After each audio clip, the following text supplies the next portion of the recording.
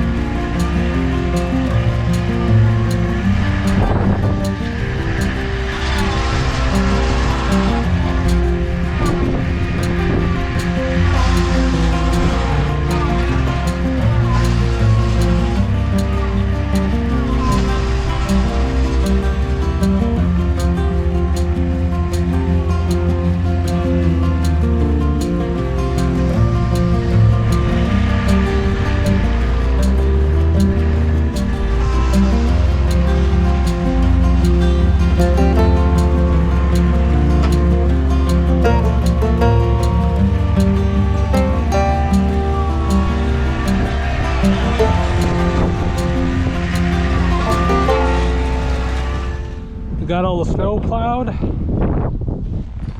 It's windy. It's supposed to get another 3 inches. Probably got almost close to a foot we just got now. So we'll see what comes in the next 24 hours. Hope you guys have a good day. Talk to you later. Bye.